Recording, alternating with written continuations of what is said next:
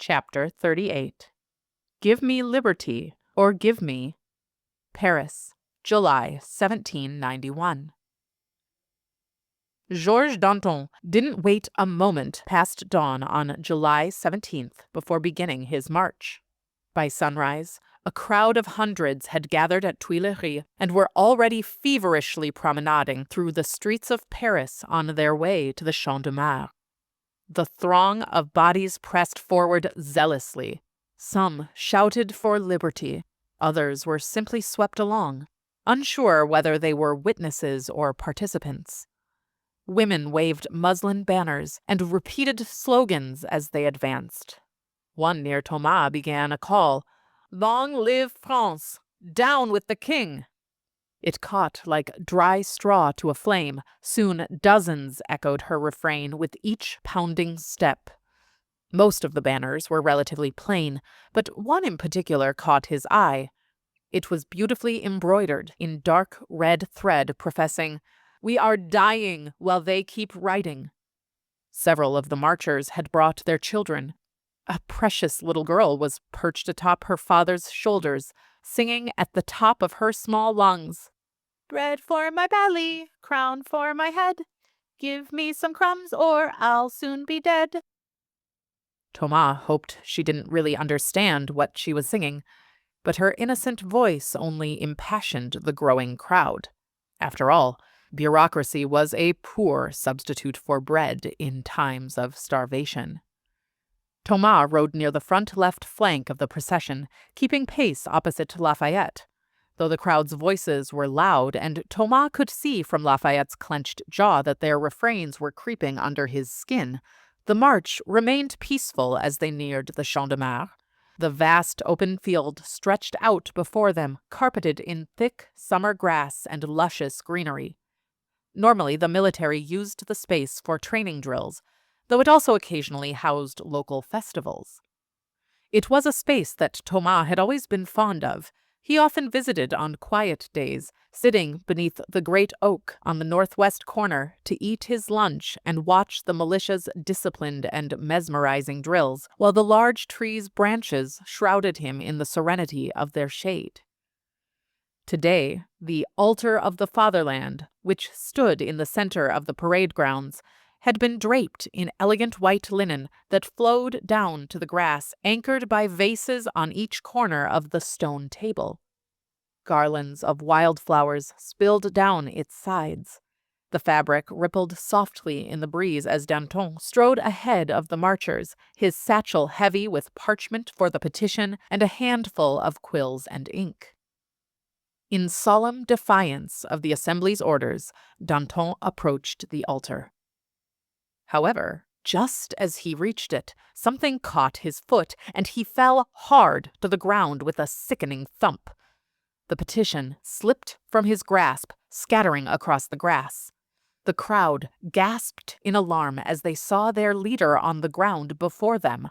Several men rushed forward, some to gather the petition, and others to aid their fallen chief. "What the devil?" Danton roared as they lifted him. He clutched his knee, face twisted in rage and pain. "Under the table," he hissed, gesturing furiously towards the altar. Suddenly, the fabric covering the altar shifted and lifted. Two disheveled men emerged, blinking from the sunlight. From Thomas' admittedly distant vantage point, they looked like common drunks who had overindulged at the pub the night before and found shelter where they could. "You tripped our man!" one of the Cordeliers shouted angrily. "Fucking monarchists!" another spat at the bewildered men.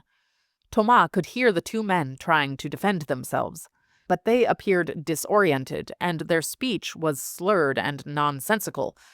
Not that it would have mattered. The Cordeliers did not listen to a word they said. "I bet they're spies for the king!" a woman near the front screamed in a shrill voice.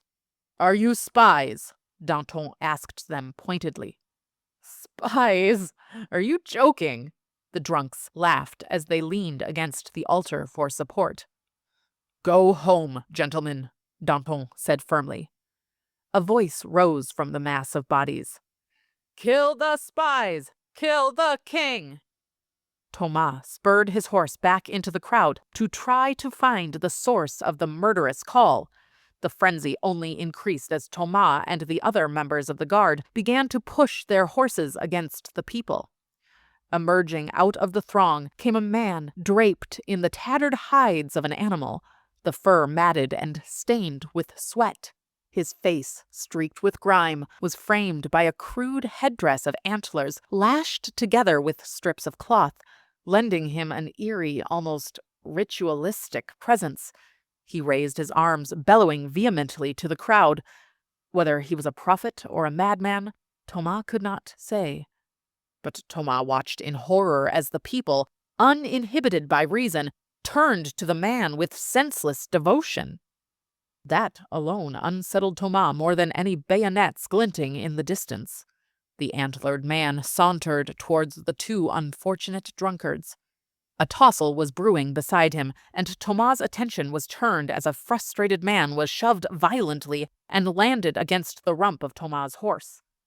"Calm yourselves," Thomas shouted. "There is no need for violence today." He very intentionally had kept his pistol holstered, but the crowd was becoming increasingly incensed.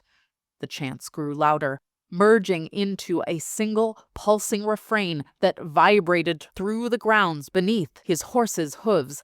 Some followers climbed atop barrels and crates to see the altar, hoisting banners and clenched fists skyward. Others prowled at the fringes, waiting to see which way the storm would break before declaring their allegiance. The faces of those gathered burned with conviction, but whether it was righteous indignation or reckless fury, Thomas could no longer tell. The line between protest and upheaval had blurred beneath the weight of so many feet trampling the same ground. A strange tension crackled in the air, not the disciplined march of revolutionaries, but something wilder, unchained. Danton called out for peace, but his voice was lost in the maelstrom. The crowd had mutated into a raw and unpredictable force, pressing relentlessly against the fabric of Parisian order. Rumors spun like leaves in the wind. Those who were too far back to have seen Danton's fall whispered feverishly to one another. Theories ignited and spread that the two men at the altar were agents of the king, sent to assassinate Danton and steal the petition before it could be signed. "That isn't what's happening," Thomas shouted into the crowd against the rising tide of hysteria, but no one heeded him. The horde surged like a tangle of currents, some desperate, some enraged, and others simply swept into the undertow of history. "Hold!" Lafayette called desperately, spurring his horse deeper into the mass of bodies. Thomas hadn't realized from his position near the front how much the crowd had grown. What had begun as a few hundred was now thousands, perhaps tens of thousands. The guard was massively outnumbered. The people had become their own army. Suddenly, Thomas felt very small, and the Champ de Mars seemed exceedingly large. Yet there was no space to breathe, let alone ride. As people pushed closer to the front, Thomas felt more and more bodies shoving against him. His horse snorted anxiously as her hooves pranced irritably on the trodden grass. While Lafayette and Thomas struggled to calm the masses from within, neither noticed the events at the front, where the antlered man had taken actions into his own hands. The warmth of the morning sun seemed to vanish, replaced by a sudden chill that sliced down Thomas' spine. He turned his gaze towards the altar, which was now at several thousand people's distance. His favorite tree appeared to have sprouted 2 ghastly new branches. As his eyes focused, he realized with horror that 2 men dangled from the broad limb, kicking weakly as the nooses were cinched tighter around their necks. The silhouettes of their writhing bodies formed a dark, triangular shadow, shrouding the Champ de Mars in a cold, metallic dread. "Lafayette, they're lynching them!" Thomas screamed, but he couldn't see the general anywhere. He kicked his horse forward, desperate to intervene, but the crowd was too dense. His horse could not move. "Stop! This is wrong!" He pleaded desperately, but his voice was lost in the chorus of rabid cries that now rose around him. "Death to the king! Vive la France!" At last he spotted Lafayette through the crush and tried to force his way towards him. Lafayette had pulled out his pistol and was holding it in the air. Lafayette was shouting as Thomas tried to get closer until they were finally within earshot. "Are you daft, Dumas?" Lafayette shouted over the cacophony. "I can't hear a thing over this assembly," Thomas yelled back. "This is out of hand. We need them to go home. I am yelling myself hoarse and no one listens." "I have an idea, sir. I feared this might happen. I brought a red blanket in my saddlebag." "What the bloody hell is that supposed to accomplish?" Lafayette asked with frenzied irritation. "You can use it as a red flag, a warning signal to disperse them." "It's a code for mariners. You think this uneducated rabble will understand that a red flag means a warning of violence if they do not cease?" "It was the best I could come up with," Thomas conceded. "Give me the blanket," Lafayette demanded, holding out his hand. He clenched the fabric and exhaled bitterly. "It will fly, but there's no pole." "I'll tie it to the gate at the far end. I'll ride it through the crowd first, at as much of a gallop as I can manage." "You can try. It's not the worst idea I've heard today. Go!" Thomas nodded and pulled his steed to the far side. The sight of the hanged men in his periphery caused his heart to drop. He shifted his reins into a single hand and raised the blanket flag high with the other. The wind caught it immediately, and he kicked his horse into motion, weaving through the mass of angry Frenchmen, shouting as he went. "This town has been placed under martial law. For your own protection, leave now. You are in danger if you stay. No one else needs to die today." The red fabric trailed behind him majestically. But instead of gratitude for the warning, Thomas suddenly found himself being pelted by rocks. He wasn't sure whether the people couldn't hear him, didn't understand the meaning of the flag, or perhaps they simply did not care. Not a soul left the parade grounds. A stone struck his arm, then another hit his horse's neck, causing it to rear in fright. Thankfully, Thomas was an excellent horseman. He fought to keep his seat, but he nearly dropped the blanket. "Lapdogs of the tyrant king!" a voice snarled from the mob. "Traitors to the people!" came another shout. All the guardsmen around him looked visibly overwhelmed. The square was filled with the acrid scent of sweat and adrenaline. He glanced over at Lafayette, who was straining to move between surging bodies. Though Thomas could not hear him, Lafayette still appeared to be calling troops to hold steady. But it was becoming increasingly apparent there was only one way that this was going to end. He could tell from Lafayette's eyes that the moment reinforcements arrived, this crowd would taste the frustration the general had threatened. Thomas shivered at the thought. "Return home!" he helplessly shouted as he rode. Another rock slammed into his thigh. It stung fiercely. The chants rose into a full-throated roar that echoed off the buildings surrounding them. Then a trumpet call cut through the din. For an instant, the square fell silent. 3 flanks of reinforcements arrived. One near the military school, another stretched across the opposite side, and a third, led by Mayor Bailly, rode in through the gate at Grand Rue de Chaillot, where Thomas was meant to tie his flag. He rushed over and swung off his steed towards the iron gate to tie the blanket on the spikes at the top. If he could just get all the way up, he could poke holes through the blanket and the flag would wave its warning. For whatever it mattered. Sweat rolled down his back as he fumbled with the fabric. The guards beneath him shuffled nervously, muskets held at the ready. With the arrival of Bailly's men, everything flipped on its head. Suddenly, the civilians were terrified of Thomas and his comrades. Thomas could sense their terror as the soldiers surrounded them.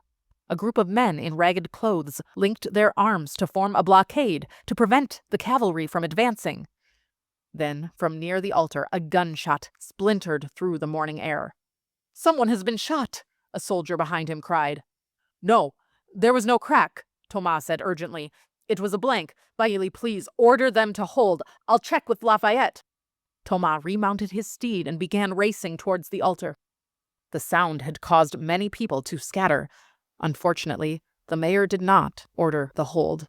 The cavalry advanced slowly, muskets aimed skyward as a warning. Another shot echoed through the Champ de Mars, but once again it sounded like a blank. Thomas knew the difference from years of training, but the crowd could not tell. They screamed and ran, though the group nearest the altar dug into their positions, refusing to yield. Thomas was inching closer to Lafayette, but just as he got close, a third crack rang through the field. This time, Thomas heard the sharp, lethal crack of a live round. The warnings were over. Out of the corner of his eye, he saw a soldier topple from his horse, screaming in agony as blood sprayed from his leg. The horse fell right with him. Panic burst through like lightning. Protesters fled in every direction, a terrified, trampling frenzy. Thomas felt the weight of his musket in his trembling hands. These were not soldiers. But nonetheless, the call came down the line. Fire. Within seconds, the volleys of bullets began. The guards surged forward, disciplined ranks cutting through hysteric civilians. Thomas did his best to fire into the air above the crowd. He felt the recoil jolt through his arms. He glimpsed the panic-stricken faces of scampering people as the bodies began to fall like felled wheat under a scythe. Near the altar, a few hundred people remained, huddled together in fear as the volleys continued. Suddenly, Thomas felt his groin slam against the sloped horn of the saddle as his horse lost its footing. He looked down to see his mare's leg wrapped around a trampled, convulsing body. His stomach heaved at the appalling sight. The smoke from the gunpowder created a haze that blurred the faces of the dead. As he choked on the thick, gray air, he pushed himself forward towards the altar.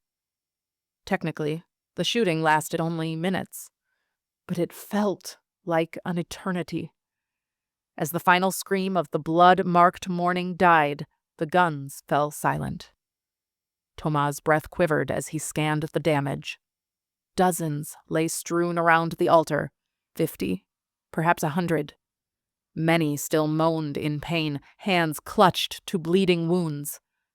Thomas dismounted, his legs trembling from exhaustion and adrenaline. The ground beneath his boots was slick with blood and mud, and the air carried the stench of bile and death.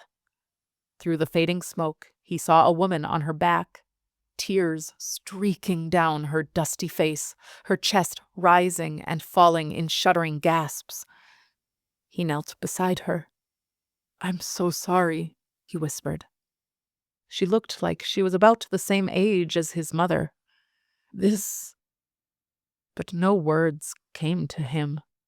Her breath slowed, then stopped as her eyes glassed over. He tried to lift her, but the woman's body had gone limp. He glared up at the tree where the two men dangled. It wasn't that the crowd was guiltless, and yet, he exhaled angrily. All that these people wanted was bread and a fair government. A figure loomed over him, blocking the lynched men from his view.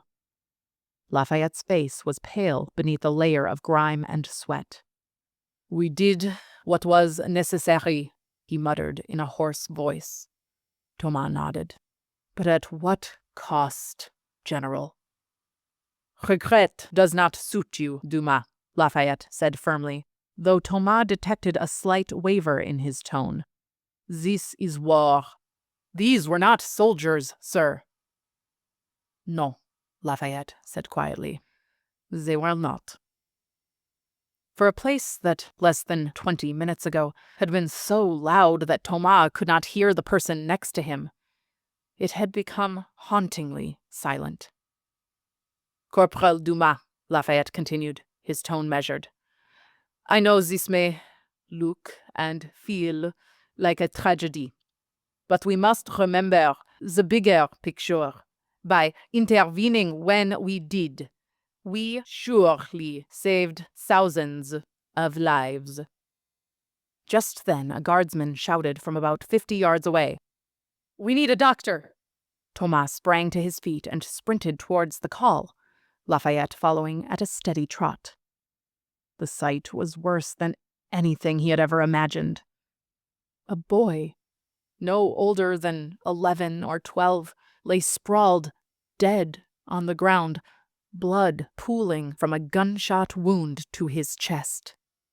Lafayette laid a heavy hand on the mortified guard's shoulder, indicating that the time for a doctor had already passed. Thomas looked up at Lafayette. "We may have saved some, but we didn't save him. This was us." Thomas didn't care how it looked. He wept for the child as he closed the boy's eyes, tracing a cross on his little forehead with a shaking thumb. Lafayette met his gaze evenly. Thomas stared back at him, unblinking. "You will always have my loyalty, General, and I fully understand that decisions like these are the burdens of leadership. But I don't know if I will ever forgive you for this. In times of war, there will always be moments that haunt our dreams," Lafayette replied stoically. "It isn't fair, but neither is it avoidable." He paused, scanning the bloody field. "You impressed me today with the flag.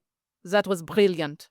And because of you, fewer people lie dead here than would have had you not given the warning."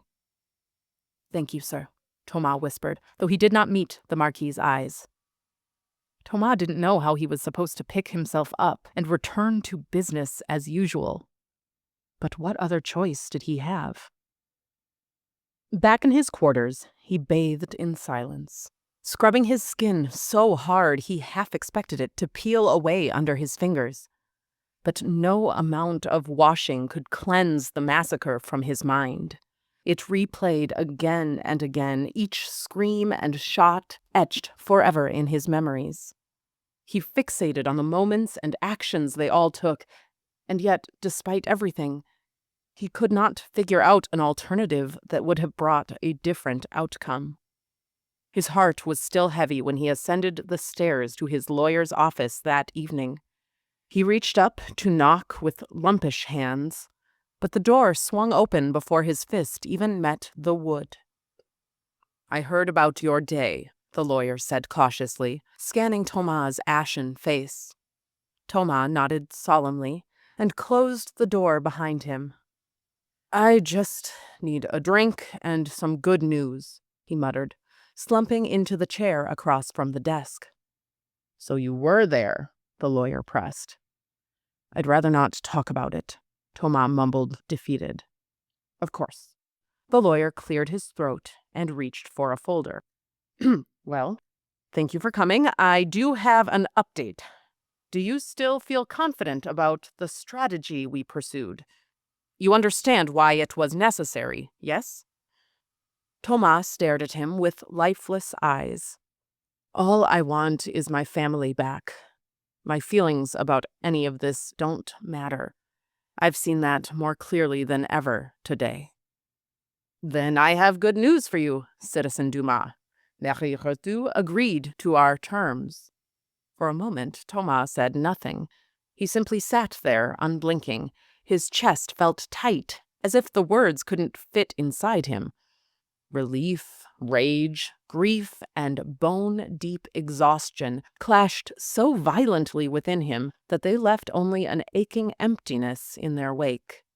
He pressed his forehead into his hands as a ragged breath escaped him. Half laugh, half sob. His eyes were too dry for tears, and his body was too hollow to carry the flood of feeling appropriate to the moment. "She actually agreed," he muttered hoarsely. "Yes," the lawyer replied, his voice softer now. "It is done. As soon as you sign. I did take some liberties on your name." "My name? Did you use Dumas? Payatry?" There are implications with any legal document. Why don't you take a look? He inched the parchment across the desk towards Thomas, but the soldier did not grab it. Instead, Thomas fiddled with a button on his coat. Pailletry, he muttered. My father's land, his title. In truth, I've been much happier since I shed his name from mine. You don't look particularly happy, the lawyer observed quietly. Thomas chuckled, though there was no humor in it. I can blame my father for many things, he whispered. But what vexes me today did not occur by his hand. He paused. His only use to me now is getting my family back, even though it was he who broke us in the first place. I think you should read this first, the lawyer said, suddenly looking nervous. Thomas gave him a quizzical look, and, using a single finger, suspiciously slid the paper the rest of the way across the desk towards himself. Thomas scanned the document, then raised an eyebrow in surprise. Rétoré, he asked. Why, that name is ancient. I only used it in the year my father bonded me, so he didn't connect himself to his enslaved son.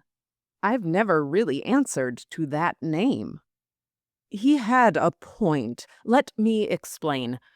Your father's name is powerful, but nobility is dangerous. Your mother's name... The lawyer stopped, choosing his words. You seek promotions in the army. Enslaved relations on French legal documents could hamper your ambitions. Thomas gave him a sharp look, but he knew the man was right. Does that change the legality of any of it? Not in the least. It merely safeguards your reputation. It is still you, after all. Thomas nodded wearily.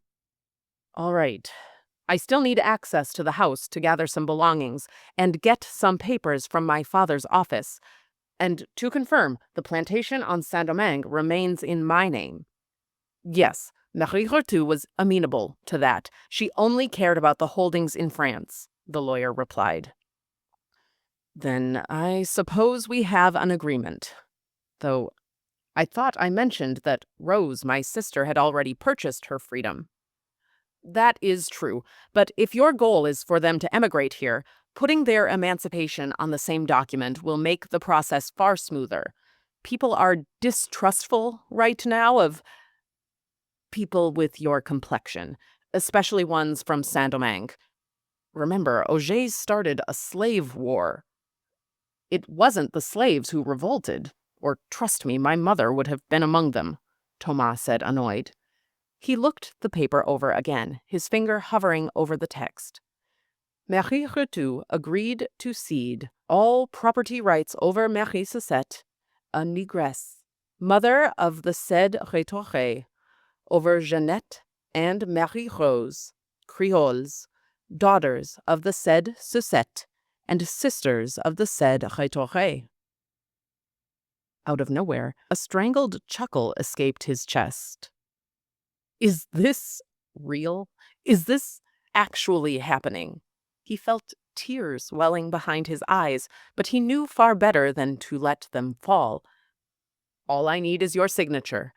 I can't promise the Maubiers will not try to contest it, but legally they hold no claim. I can't just leave and go to Saint-Domingue.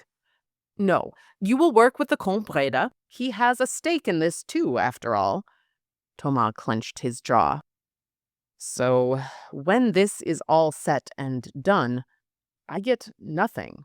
No money or land left to build a life with my future wife. Nothing to start a family with. That is true, the lawyer said simply.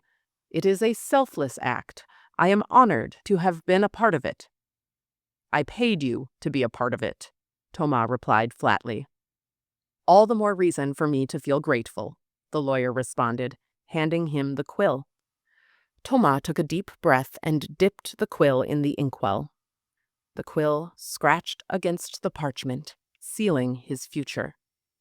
There are a few copies to sign, the lawyer continued gently. One for the official record here, one to send across the ocean for Breda to continue his work, and one for your mother, though the Maubiers may intercept her mail before it reaches her." "May I send a letter with it?" Thomas asked quietly. The lawyer nodded, sliding fresh parchment toward him. Thomas set to writing, his words quick and clipped, yet each stroke of the pen felt like blood returning to numb limbs. When he finished, he folded the letter carefully and handed it back to the lawyer. A great weight had lifted from his chest. Of course, he recognized that his mother and sisters could not yet know of their freedom. But he knew. They were free, finally, irrevocably emancipated. "When can I get into my father's study?" Thomas continued. She agreed that I may accompany you there on Monday morning.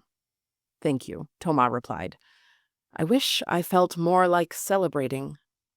"I'm not sure that happiness is legal in Paris tonight," the lawyer responded gravely. "Especially after today," Thomas sighed.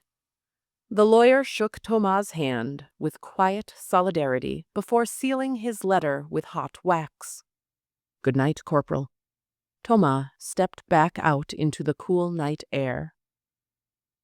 Ultimately, what happened at the Champ de Mars changed Paris. Although the massacre did silence the streets for a time due to a new fear of the National Guard, the anger towards the king and nobility only deepened. In the following days, Thomas felt less like a soldier of the guard and more like an enforcer for a crumbling state. He arrested person after person until the prisons overflowed with members of the Cordelier Club. A warrant was issued for Danton, but he fled to England before fate could close a cold pair of irons around his wrists. Meanwhile, the Assembly, now understanding the urgency, finally agreed on a new constitution. With their signatures, the king lived to fight another day. But as anyone with half an eye on the streets could clearly see, His Majesty's days were numbered.